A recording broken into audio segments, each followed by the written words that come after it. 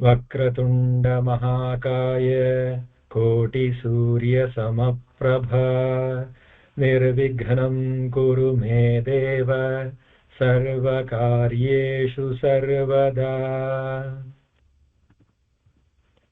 Narayanam Namaskritya Naram Chaiva Narottamam Devim Saraswatim Vyasam Tato Jayamudirayet.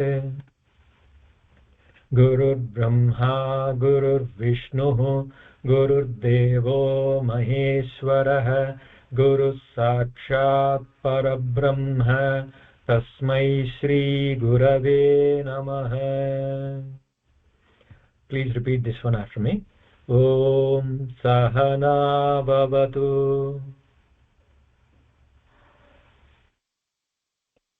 Sahanau Bhunaktu सह वीर्यं करवावहै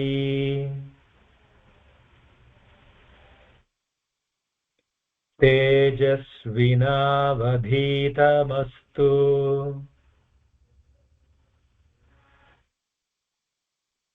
मा विद्विषावहै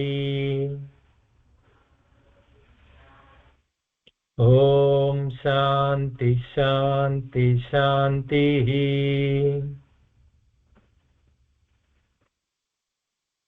Excellent. Now let's get started with the session. Quick reminders. I did record the session, and please mute your videos sessions so there won't be any disturbances. And also, if you have any questions, we will address them at the end of the session. I will be happy to stay back and answer any of your questions. So in the last week's session, since we got a break, I'm going to give a quick recap of what we have done in the previous week. So the Pandavas, they were in Ekachakrapuram, living in disguise as poor Brahmins, and Bhima, he volunteered to go as the sacrificial human to Bakasura, and he kills Bakasura, defeats him, and protects the entire village from the demon, and they continue to live there happily. Meanwhile, Kauravas and everyone in Hastinapura, they think that the Pandavas died in the horrific fire accident in Varanavrata. So things were going like this, and some tourist visitors, they come to Ekachakrapura, and upon the Yudhishthira's inquiry, they tell that there is this great contest happening in Panchala kingdom. King Drupada, he arranged for a Swayamvara, and then he arranged for this great contest of archery, to decide who his daughter Draupadi should marry. Again, to give you a quick recap of the daughter Draupadi and his son Drishtadyumna, they were born out of the holy fire as he performed a yaga out of revenge for Drona. He wanted a son who could defeat and kill Drona in the battle, and he wanted a daughter who could marry Arjuna. But since the world believed that the Pandavas died in the accident, he understood that Arjuna is no more, so he arranged for the Swayamvara so that he could arrange for a suitable husband for Draupadi. So as soon as the Pandavas heard about this, they also went to Panchala to participate in the contest, and among all the princes that came to the contest, nobody could win the contest. Finally, Arjuna, who's disguised as a Brahmin, he goes up, he wins the contest, and then he and Bhima, they fight against all the other kings who rebel and who were against Arjuna or the disguised Brahmin marrying the princess Draupadi. So they defeat all the kings who rebel against them, and then they finally bring Draupadi from the Swayamvara as promised by King Drupada. So that is where we concluded our previous session. So we are going to continue from there. So after winning the great contest in Panchala, Arjuna, he, with pride and joy, he brought Draupadi home. Remember, the Pandavas were living in disguise in a very humble house in Ekachakrapura along with their mother Kunti. They all went to their house along with Draupadi, all five of them, and as soon as Arjuna entered, he called out, or he called his mother, and he announced, "Hey, mother, see what I have brought today." Out of pride, because he won the contest, he won the battle against other kings, so he wanted to announce the great victory. But normally on a day-to-day basis, what happens? They go out, they go to different houses, bring food. The end of the day, Kunti divides that food among all the five brothers. So that is their day-to-day life there as of now. So Kunti, she was in the same impression that that is what is happening. So she didn't even turn back when Arjuna announced that, "Oh, hey, moms, look what I got." He was busy and she just replied, "Whatever it is, share it equally among all your brothers." Then everybody was startled, everybody was surprised, and even she said that, and she realized, hey, wait a minute, they went to Panchala kingdom. She must be talking about something else. And then she came out. When she came out and saw Draupadi standing there, she was radiant and she was beautiful. And then she saw her and she gasped out of surprise. She had unknowingly asked them to share a woman. A shocking thing to say, but Kunti's word, she is a great human being, a great woman. She has served great sages like Durvasa. So her words, whatever she has spoken, even if it's unknowingly, they could not be taken lightly, for she was a great woman with great virtues of truthfulness and honesty. So it must have meant something for those words to come out of her mouth. Arjuna and her brothers, like Yudhishthira and Bhima, Nakula, Sahadeva, they were also surprised. They did not wish to disobey their mother. They did not want to immediately strike back and say, "Hey, what are you saying?" But again, they don't want to do something that is wrong. So they were also perplexed and they were also very surprised at that situation of what is happening. At that very moment, Drupada, after the Swayamvara, when Arjuna left with Draupadi, he sent Drishtadyumna behind to spy on them and to see who these people are and to know about them, because his daughter is going to be there, right?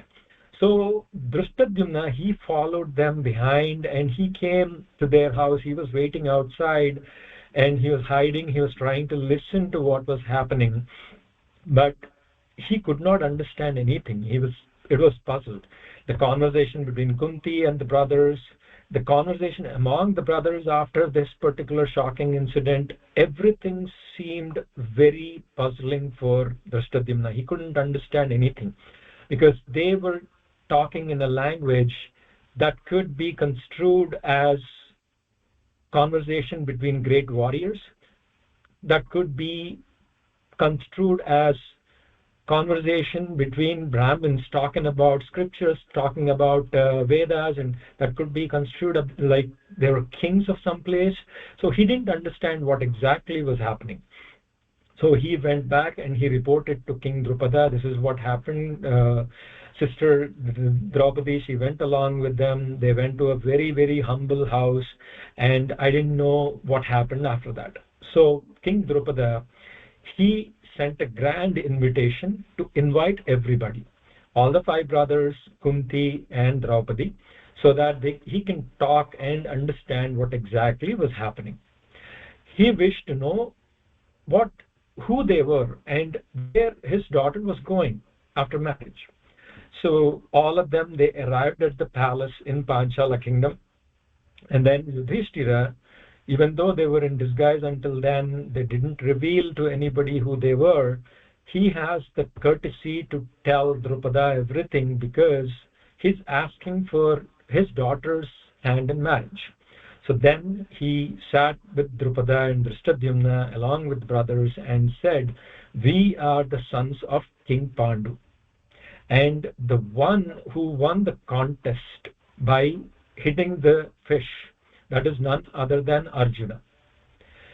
Now you must imagine how happy Drupada must be. That is the reason why he did the yaga, so that Arjuna could marry Draupadi. But in a special turn of events, he understood that they were dead in the fire accident. But now they're coming back and saying, hey, we are alive, and Arjuna is the one who won the battle and who won the contest. So Drupada was very happy. Then Yudhishthira told him, continuation, but our mother, he indicated that we all must marry Draupadi. All five of us, all five brothers, must marry Draupadi. So that is the condition that is applicable here. King Drupada, he was astonished.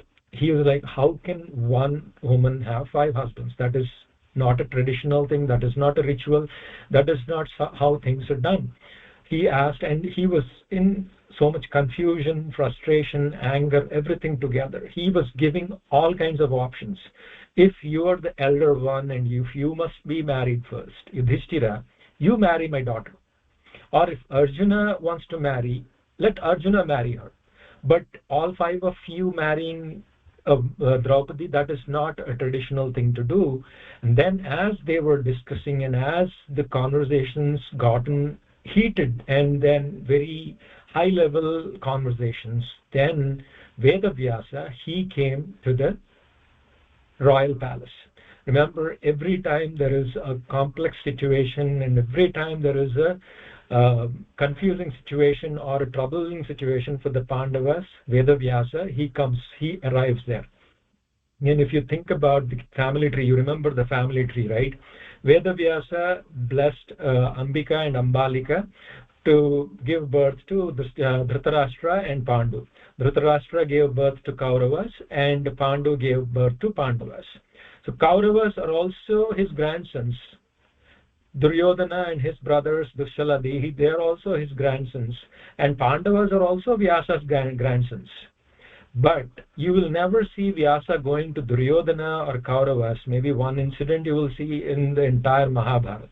But already in the 6 episodes, we have seen that Vyasa coming and giving advice to Pandavas 4 or 5 times already. That is the greatness of being in the right path, doing the right thing. That is where the blessings come from. Even though you don't know where it is coming from, you don't expect those things that happen to you, the great people, you will get help from all the places where you least expect from.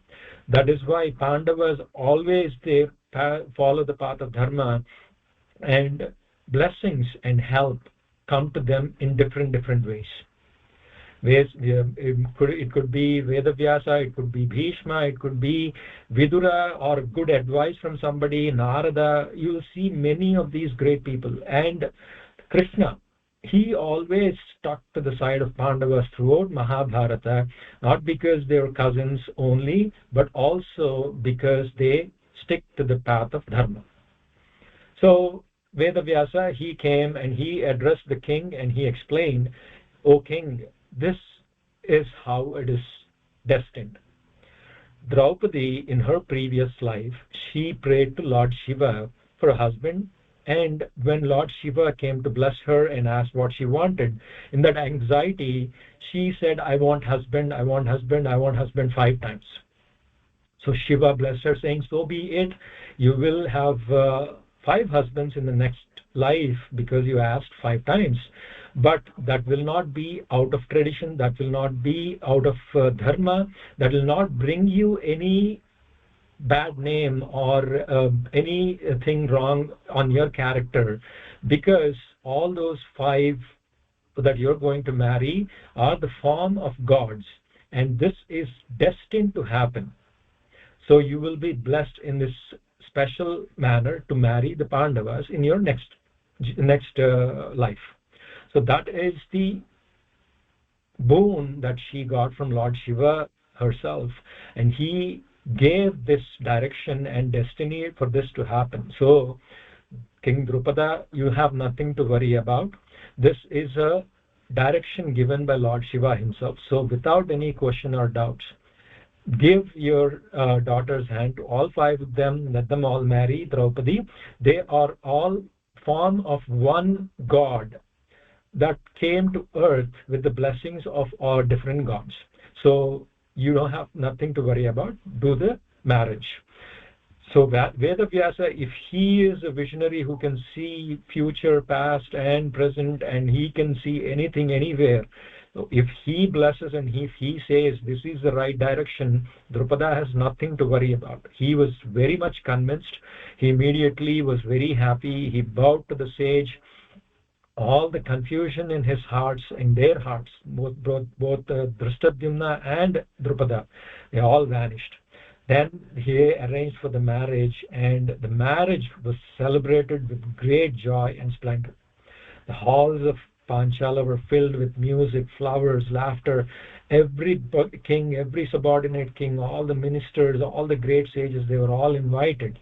And soon the news spread across the kingdoms. It went everywhere. Remember, not just the marriage. The news is that Pandavas is still alive. Kauravas were very happy and in their own bliss, thinking that Pandavas are no more, and they all died in the fire accident. But now this is a news where they're not only alive, but they also are going to marry the princess of Panchala and gaining the alliance of a powerful king Drupada and his son Drishtadyumna.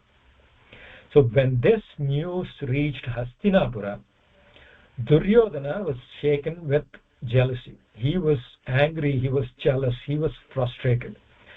So he was expecting them, or he was in his own world of happiness where he thought they were all dead and the entire kingdom belonged to him. He didn't have any competition. So he yelled at everybody. He went to his father. He also expressed his frustration with his father. Dhritarashtra, he may not tell things out loud, but he shares the same sentiments as Duryodhana. The jealousy, everything, whatever he has, he wants to give only to Duryodhana. He doesn't want to share anything with his brother Pandu's sons, that is Pandavas, even though Pandu is the one who got all the kingdom, who won all the land and made Dhritarashtra the king. He doesn't have any of the gratitude. He doesn't want to share any of it. But for outside, to keep impression with Bhishma, Drona, Vidura and other ministers and subordinates, he acts as if he is very much unbiased and he likes and loves Pandavas as much as Kauravas. So then when this conversation came, Duryodhana, he started plotting again. So he said, maybe we can turn the brothers against each other. They have different mothers. Kunti is the mother of the first three, Yudhishthira, Bhima and Arjuna, and Madri is the mother of Nakula and Sahadeva. They can bring up some conflicts and they can maybe split them against each other. They can try to put fights against each other. So he asked Bhishma and he asked Drona and all, hey, these guys are alive and they will come back for the kingdom. What do we do? We are prepared that the entire kingdom belongs to us and we don't want to go back in this. We have to make sure that that doesn't happen. So my proposition is that we go to war with them. And then we keep all the kingdom with ourselves. We have great warriors in our side, Dronacharya, Krupacharya, Ashwadhama, Karna, Bhishma. So we will definitely win the battle. What is your thought in this entire plot? He asked everybody in the courtroom. Who is asking? Duryodhana is asking, Dhritarashtra and other elders in the courtroom. Immediately, Drona, who is the teacher for both Kauravas and Pandavas, and Bhishma, they immediately disagreed. They said, remember, they are blessed by the gods. They are very strong by themselves. They have proved that again and again, even in the contest where they went and did the Drupada arranged for the contest. After that, many kings tried to stop them. They couldn't because they have that kind of powers. They themselves were so powerful. Now they have the alliance of Drupada and Drishtadyumna. So imagine how strong they will be, and all the subordinate kings of Drupada will be on their side. So the best path for you is to make amends with them and give what is rightfully theirs. So they were not happy to hear that Dhritarashtra or Duryodhana or any of his friends there weren't happy to hear that. But again, Dhritarashtra, he likes to keep his impression with everybody, saying that he's unbiased. So reluctantly, he agreed to Vidura's advice to split the kingdom into two parts. So he divided the kingdom into two parts. He sent invitations to the Pandavas who were in the Panchala kingdom after the wedding and living happily in the kingdom along with Draupadi. They sent invitations. They all came to Hastinapura and they gave their half to Yudhishthira. But again, Dhritarashtra, he showed his bias, he showed his jealousy and his cunning nature. How he split the kingdom is he gave all the prosperous and developed part of the kingdom he kept for himself and his sons, and the barren lands and distant lands that weren't developed, that were very undeveloped, that is called as Khandava Prastha, he gave it to the five brothers, Yudhishthira, Bhima, Arjuna, Nakula, Sahadeva. But the Pandavas, they were very happy because they see that as a blessing from their Pandu's brother, father's brother, uncle. So they were very happy with what Dhritarashtra gave, and they set out to the Khandava Prastha. They were men of wisdom and courage, and they have the blessings of Lord Krishna. So with the help of the architect from gods, they transformed the dry land into a very, very, very prosperous city called Indraprastha. That city was beautiful and it was always peaceful, and the people who were in Hastinapura before, they all moved to the new place because of their love for Pandavas. Many of them moved here, and more people are coming and living in Indraprastha because of Dharmaraja and his justice prevailing everywhere. So a new chapter began for Pandavas. They're not in Ekachakrapura anymore. See how their destiny is changing because of their righteous path. The blessings are always with them, and they are getting what they deserve. So they, five brothers, they ruled with fairness, and Draupadi, their shared queen, stood beside them with strength, gave them strength and grace. Then the Pandavas, one day, as they were ruling the great kingdom of Indraprastha, the great sage Narada, again I told you, right, because of their righteous path, all these great people come to visit them. Narada, he is the Devarsha. Devarshi means the sage of gods. He is one level above normal sages. He is the sage of gods. He normally going around in celestial worlds. He came to earth, not only coming to earth, he came to Indraprastha to meet the brothers. So that is the path of righteousness that is paying them off in the form of blessings from these great people. He was pleased. He came, he checked everything. He was very pleased with their city and their rule. And then he talked about many things of how a king should be, how brothers should be. And then finally, he gave them a great advice. He said, since Draupadi was wife to all five brothers, their clear rules were essential. Without them, the misunderstandings could easily arise. Remember, this is the plot that Duryodhana was also thinking. Because of the common wife Draupadi, it's easy to put fight among themselves and battles among themselves, and misunderstandings could arise. So the strength of Pandavas is them being together. So they want to be together, they always intend to be together, but sometimes the misunderstandings come from anywhere. So Narada advised them to put some rules of how Draupadi will be around them. The Pandavas agreed and decided that each brother, they would spend one full year with Draupadi in their palace. So she'll be the queen of one brother for 1 year, entire year. During that time, no other brother should enter their private chambers.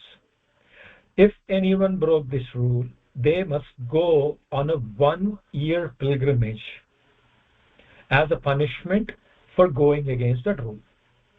Everyone accepted that rule, and they said this makes sense, this is the way it should be, and everybody accepted it, saying that this is what we are going to follow.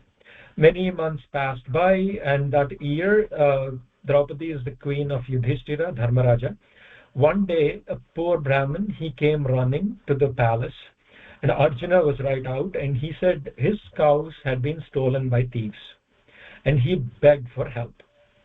Cows are a very important part of our culture, and in Mahabharata itself you will see 3 or 4 times where the kings, they come out and they protect the cows and the owners of the cows. It is that important. We already saw Drona, he goes to Drupada asking for cows, and Drupada, he says no, and that is how all the battle and the jealousy started between them. In the future also there will be one episode where Duryodhana sends and tries to steal cows from a kingdom, and how Pandavas, they try to stop it. So the dharma around cows is very important. And Brahmins, what they do with the cows is, with the milk, they do archana, they do the abhisheka and all. So it is very important for the Brahmins to have cows and the products of the cows for their day-to-day prayers. As soon as Arjuna heard about that, the primary responsibility of the king and his army is to protect the people, especially the people like Brahmins who are praying for the welfare of the kingdom. And the cows also are to be protected as part of it, because the cows also aid to the growth of the kingdom. Arjuna, he immediately, without second thought, he got ready to protect him and bring back the cows. But his bow and arrows and all his artillery and weapons, they were in the chamber where Yudhishthira and Draupadi were. And remember the condition, nobody was to go in and intrude their chamber. Arjuna, he stood at the door, and then he realized that if he entered into that, he will be breaking the rule, whatever the brothers came up together. If he doesn't break the rule and get his weapons, he will not be able to stop the thieves and get the cows back. So he was in this confusion of what to do. So finally he decided that saving the helpless Brahmin and bringing back the cows was more important, even if it means that he has to endure a punishment for 1 year going on a pilgrimage. So that is how important dharma and the rules of dharma are for them. That's why God, Krishna, Lord Krishna, and all the great people are always behind them. He did not put his comfort in front of the people, in front of the cows. He said, even if it means that I have to suffer 1 year for this, I will do the right thing. So he entered the chamber, he took the bow and arrows, and he went behind the thieves. Of course, once Arjuna goes behind them, there is nobody to battle, equal battle with Arjuna, let alone the thieves. There is no king that could stop him. So he defeated the thieves in no time, and he brought back the cows. When he returned, he went to Yudhishthira and he told what happened. And he said, I'm self-imposing this punishment of 1 year pilgrimage on myself because I broke the rule. Yudhishthira, he is a man of dharma. That's why he's called Dharmaraja. He said, even though you broke the rule, you broke it to protect your dharma, to protect your duty as a king, as a protector of the people. So that surpasses the rule that we set out for ourselves. So you are excused. You don't have to do this. But Arjuna said, the rule is only valid if it is followed. If we come up with these exceptions, that it is okay if we do it here, it's not okay if we don't do it here, then the strength of the rule, it weakens. It won't hold the value of the rule anymore. So he said, I am going to do it. Hey, it's for the greater good, and I will get a chance to go on pilgrimage. I'll get a chance to see all these great temples and all the great holy waters. I can visit all of those, and then I can come back in a year. So he traveled across many lands. He went with an entourage of Brahmins who can tell the greatness of the temples, of the holy waters, holy rivers, and all the great places that he was going to go to. In his journey, he met Uluchi, the daughter of the Naga king, who lived under the water. He was again celestial being, so they live under the water. So she was a very wise and graceful princess. She falls in love with him, and Arjuna married her. Later, he travels to Dwaraka, the city of Lord Krishna and Balarama. There he met Subhadra, Krishna and Balarama's beautiful sister. They fall in love with each other, and with Krishna's support, the Subhadra and Arjuna, they get married. In the beginning, Balarama was very upset and he doesn't support the alliance, but later he agrees that it is a great blessing to be in union with Pandavas, and Arjuna is a great person, and he understands that Subhadra and Arjuna, they will give birth to Abhimanyu, and Abhimanyu will give birth to Parikshit, who will continue the clan of Pandavas. So as expected, after Arjuna returns back to Indraprastha along with Subhadra, they both live there happily, and soon Subhadra gives birth to a brave son, Abhimanyu. We all heard the name Abhimanyu. He'll come in the Kurukshetra. He doesn't have a great role before that, but in Kurukshetra he is that great warrior who made a great name for himself. Then things were going very smoothly. The kings, or the King Yudhishthira was ruling the kingdom of Indraprastha in the right way, and everything was happening for them. One day, Krishna and Arjuna, as these things were happening, they go out on a camping trip. They keep doing that. They're best friends, they're cousins, they're always together. So, and Krishna, he loves the river Yamuna and the banks of river Yamuna. He keeps initiating these trips with Arjuna, where they both go and they spend a lot of time on the banks of river Yamuna. There, near the forest, there is a forest nearby called Khandava, and they were resting there. They were having fun with different activities, hunting and all the other camping activities. Suddenly, Brahmin, in the form of Agni, in the form of a Brahmin, he comes to the camping area where they both were. He looks very weak, and he looks very much like starved for a long time. And then he goes to them and he gives namaste to them. Agni is very auspicious. He is prayed to in our culture in many, many, many ways. So as soon as they see Agni, Lord of Fire, coming to their place, both Arjuna and Krishna, they welcome him. They give him the best seat there, and they offer him all kinds of upacharas, and they give him water, food, everything. And then they say, how come you're here? How can we help? And then he tells the backstory, saying, there is this king who has been performing yagas for 100 years continuously without any breaks. And in the yaga, you've seen, right? I told yaga is a part where there will be holy fire in the middle, and there will be offerings. The sages will sit around, or the Ritviks will sit around, and along with the mantras, they will offer different kinds of offerings to the gods. Main thing being ghee. the butter. As they offer, sometimes Agni Deva, the fire god, according to the mantra, he either carries that offering to another god, or he consumes it himself. So that has been going on for 100 years, and the king is continuing to do so.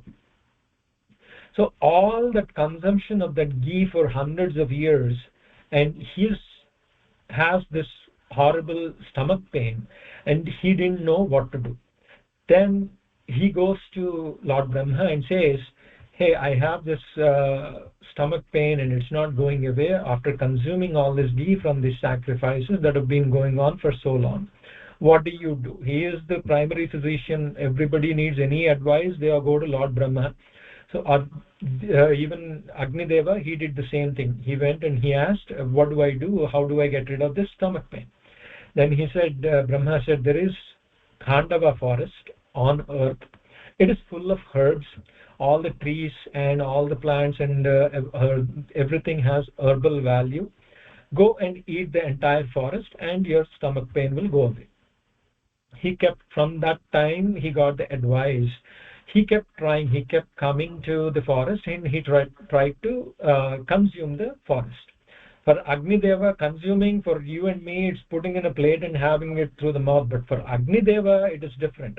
When we say fire god try to consume, he sets the fire on the entire thing, a wild blaze. He tried to do that many times.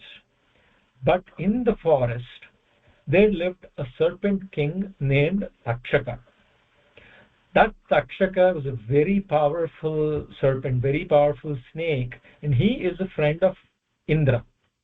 Indra is a lord of all the gods, and every time Agni Deva, fire god, tried to consume the Khandava forest, he would put a stop to it by sending clouds and by sending rain, unstoppable rain. In the rain, the fire cannot survive, so every time he would try to attempt to consume the forest, Indra would stop it by sending the rains, like, unstoppable rains. So he didn't know what to do, and he didn't know how to continue with his consumption of the forest as advised by Lord Brahma. Then that is the reason why I am here. I need your help for this particular activity and for my welfare and for also other people's welfare. Only if I am well, I will be able to help with all the other yagas and being the bridge between the gods and the humans and continuing the cycle of the rain and keeping the earth in its right form. So everything is in imbalance because of this. So I am here to seek help from you. I'm asking you to help me protect the fire as I consume the forest. Indra will for sure try to stop me by sending the clouds and rain. You both are capable of stopping Indra, even if he comes down for a battle. You both are capable of stopping him. You both are capable of going against him in the battle. Not only that, you both are capable of stopping the clouds and the rain from impacting my consumption of the forest. Then they both said, we would like to help you. This seems like a right cause, and you are telling all the right things. But see, we came here for a pleasure trip. We are here for a camping trip. We didn't bring our actual weaponry. We didn't bring all our the actual bow and arrow that could sustain a battle with the gods.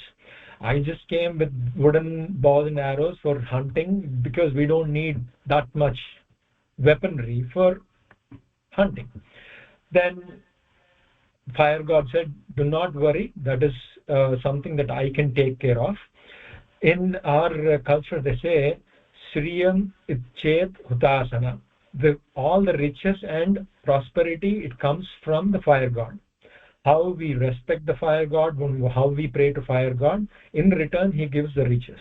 As soon as Arjuna and Krishna they agreed to help fire god, he immediately called upon Varuna, his friend, the water bodies, the lord of water bodies.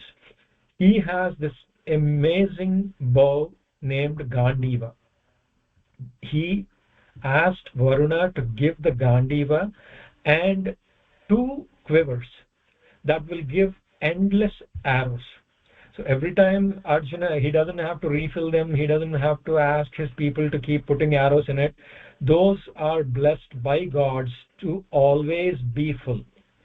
2 quivers, baskets full of arrows that he can put behind, and Gandiva, which is originally used by the gods, which is originally given by Lord Brahma, which is very powerful, which cannot be handled by everybody. That kind of great bow and arrows he gave them as a gift to Arjuna.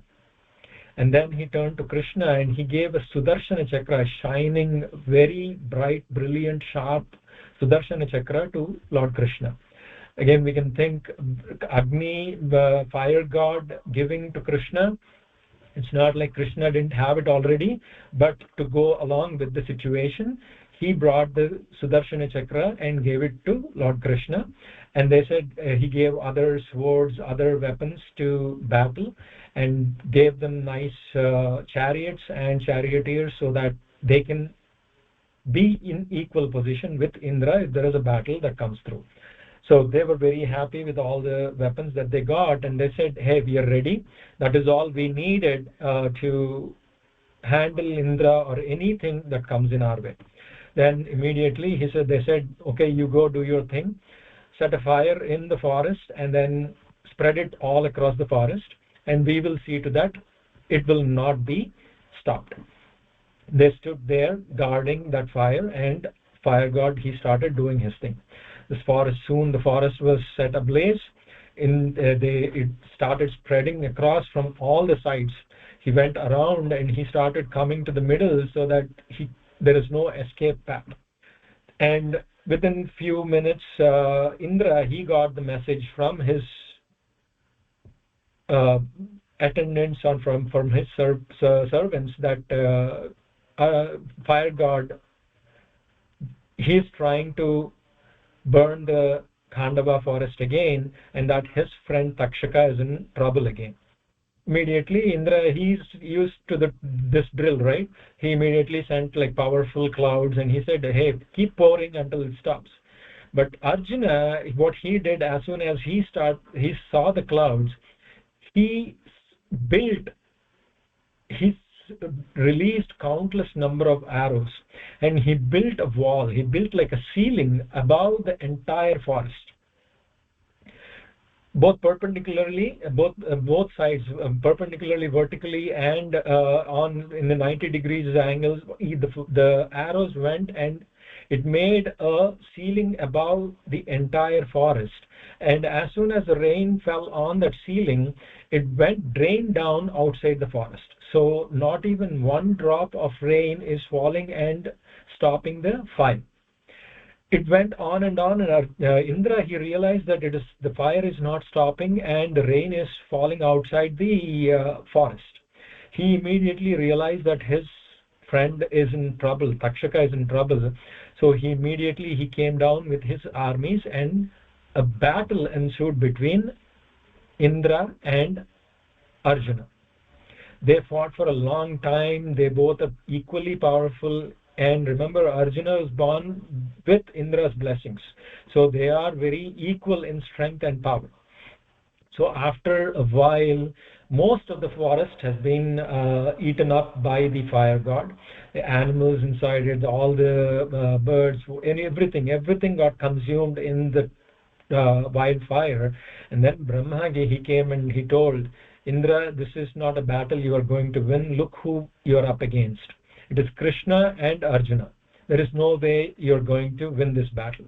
Also, 3/4 of the forest is also already consumed. Takshaka, 3/4 of the forest is consumed by the fire god. In another few minutes, the other 1/4 will also be consumed. And moreover, your friend Takshaka, he realized that this time fire god has the backing of Arjuna and Krishna. So he fled from this forest. He is in a safe place now. So stop this battle and end this and stop any further damage from happening. Indra, he was happy with what Brahma said, and then he said, okay, I'm going to let this go. He was proud that his son was able to do all of this, and that his son was equipped with this great bow Gandiva now. And Krishna, he took blessings from Krishna and he went back to his kingdom. And then Krishna and Arjuna, they were very happy with the outcome. And fire god, he finished consuming the Kandava forest. He was back to his normal self. He came back to Krishna and Arjuna. He thanked them for helping him and gave more gifts for their help, and everybody was happy. That is the episode where Khandava forest was consumed by the fire god, and Arjuna and Krishna helped him doing so. This is very important episode because this is how Arjuna got his bow Gandiva. You'll hear about this bow many times. That is the bow he uses in Kurukshetra. That is the bow, that is the strong bow, which is inseparable, which becomes inseparable from Arjuna himself.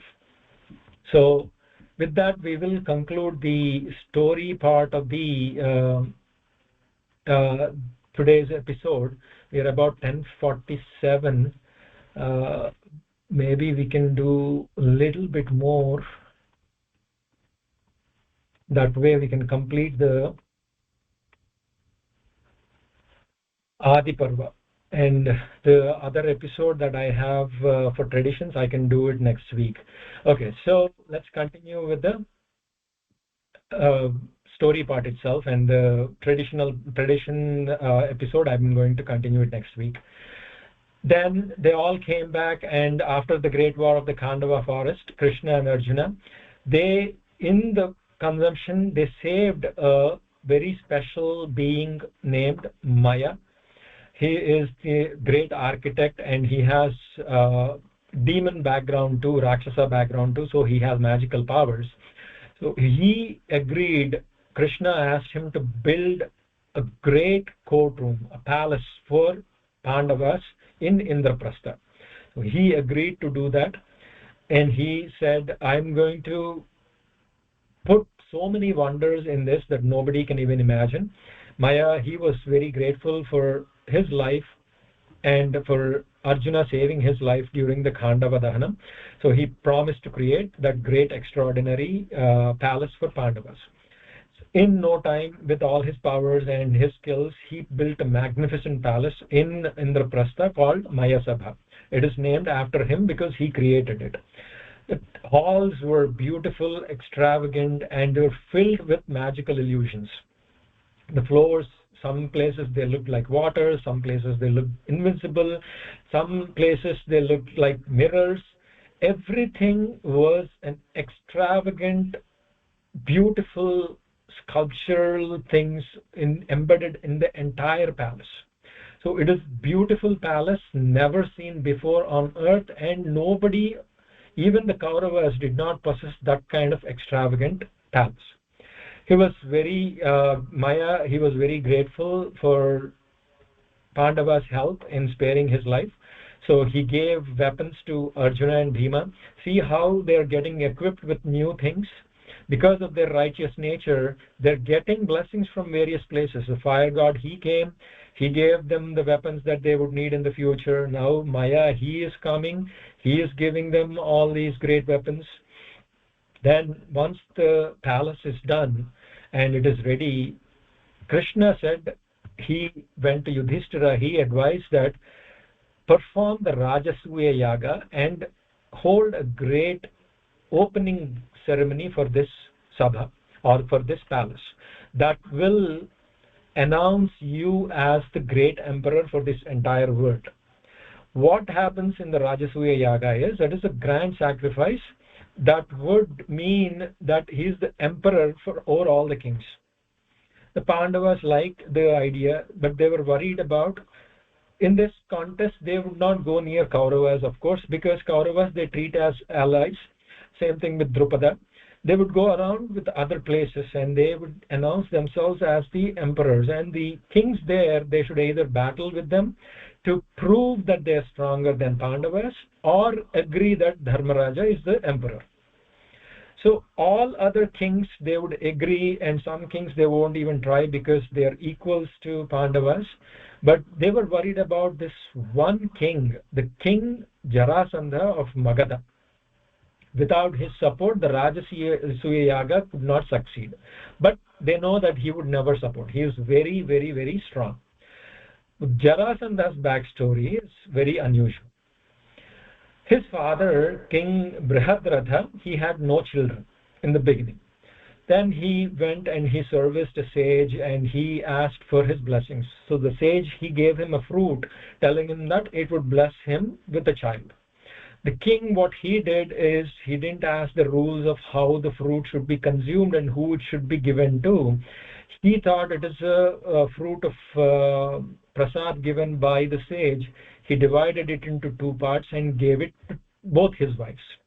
Two parts to his, one each to his wife. Two wives, both of them got one part. So each wife gave birth to half a baby.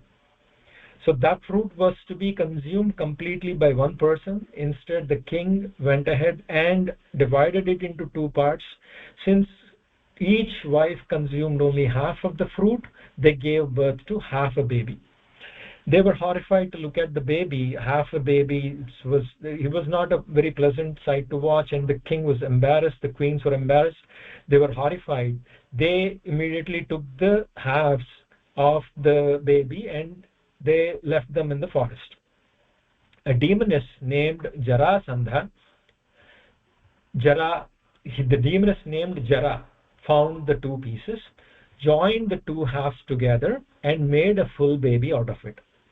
Since the baby was joined by Jara, a demoness named Jara, he was named Jarasandha.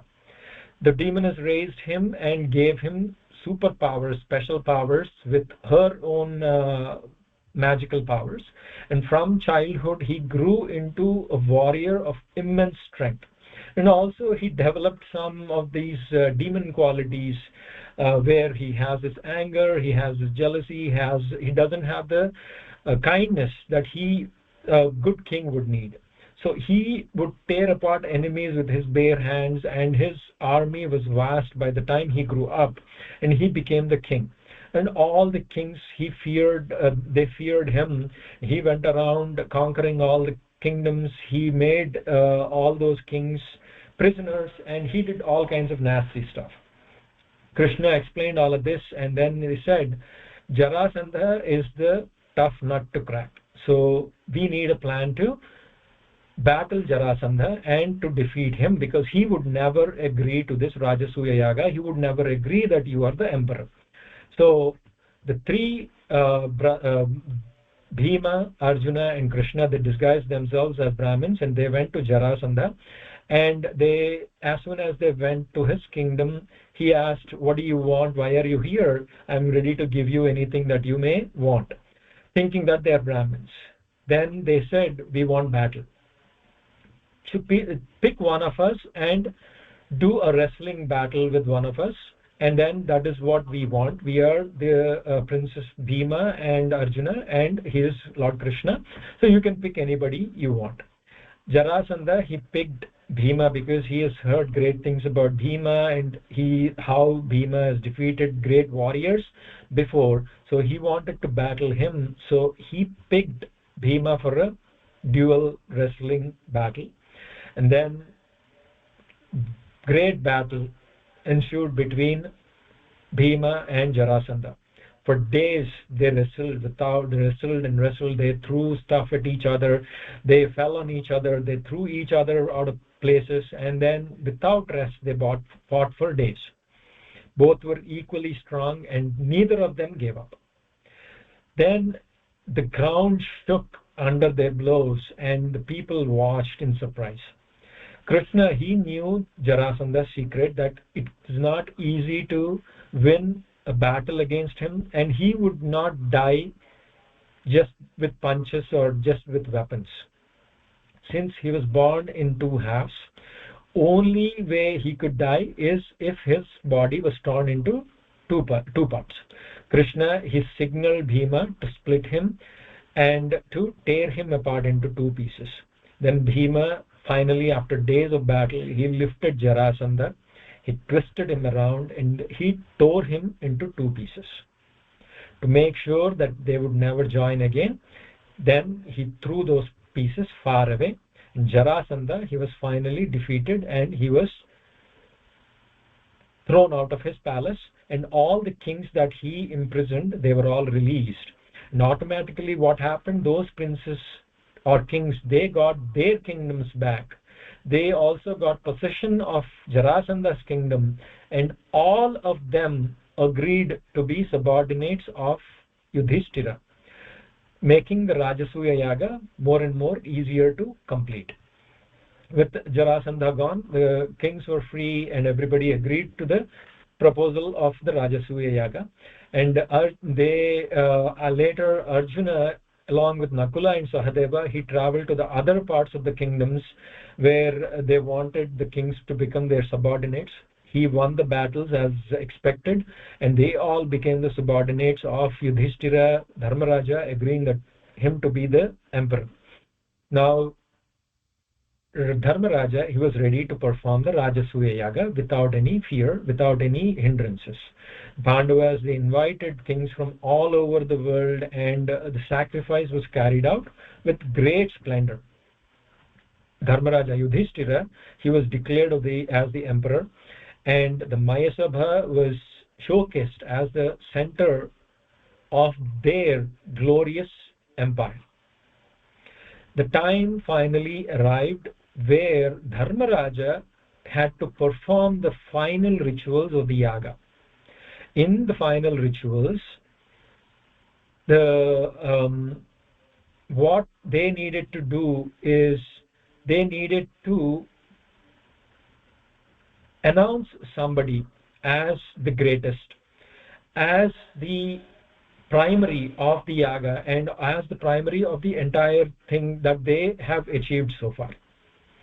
And the suggestions came through from all over the court.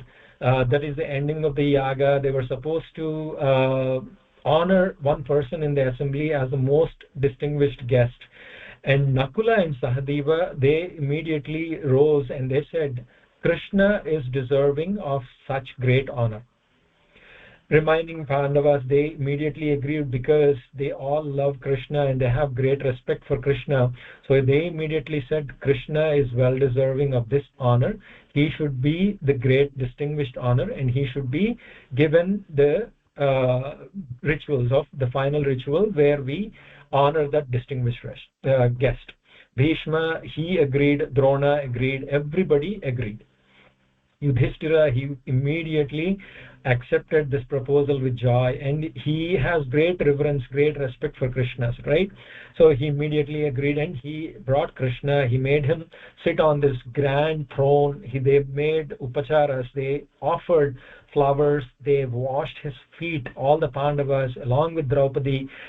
She poured water on his feet, and all the Pandavas, they washed his feet and took the water and poured it on their heads.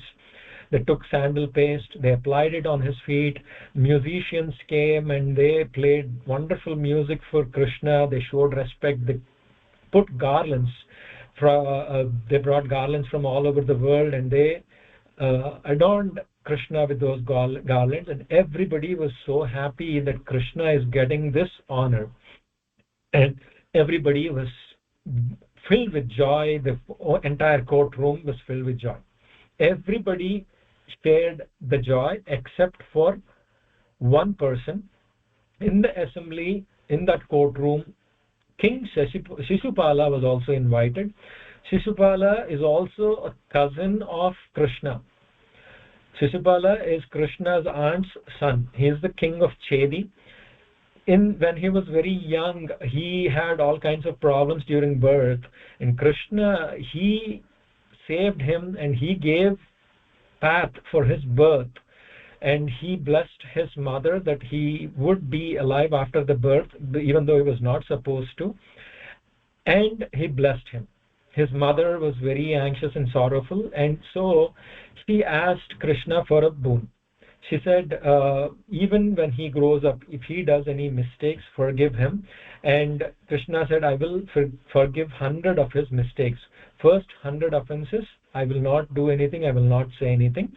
So he gave that boon to his Shishupala's mother, who is his aunt. So Shishupala, he did not like that Krishna was getting all this honor, and he treated him not as a lord or not as the person who saved his life, but as his cousin who is from a very modest background. So he started yelling all these things, insulting Krishna. He started saying bad things about him, but Krishna, he kept quiet because he gave promise to his mother, Shishupala's mother, that he would not say anything until the first 100 offenses are done. So he waited very patiently, but Shishupala, he wouldn't stop, and the other kings, they were very frustrated by Shishupala's behavior. Finally, as Krishna was counting, he kept on accusations, he kept on throwing accusations, and all the bad things about Krishna, and the limit surpassed. After Shishupala crossed the 100th offense, as he continued saying bad things, Krishna, he finally stood and he said, enough is enough, that is the end of your life. With great determination, he lifted the Sudarshana Chakra. Remember the disc that he got from Agni Deva? In a flash of light, he released it, and the disc, he flew across the hall with great speed. And Shishupala, then he realized his mistake and he tried to flee away. He tried to take out his sword and tried to battle Sudarshana Chakra. None of it worked. It went with such force and a divine light and hit Shishupala's head and cut off Shishupala's head and ended his life right there. The assembly fell silent. All of them, everybody around there, they were filled with fear and surprise, and some people were happy for the divine justice. Again, Shishupala is also Krishna's cousin, but he did not hesitate to deliver dharma or the justice. Pandavas are also Krishna's cousins. Kauravas are also Krishna's cousins. But he always chose to be with Pandavas because they are always in the right path, not because they're cousins. This episode shows that Krishna is unbiased. If he is biased, it is only to dharma, it is only to justice, it is only to the right path. If he was biased, he would have been biased to Shishupala, he would have been biased to Kauravas also, as he was biased to Pandavas. But the affiliation, the affection that Krishna has to Pandavas, it has nothing to do with the relation and everything to do with the right path. So if we want Krishna to be biased as he was to Pandavas, all we have to do is be like Pandavas.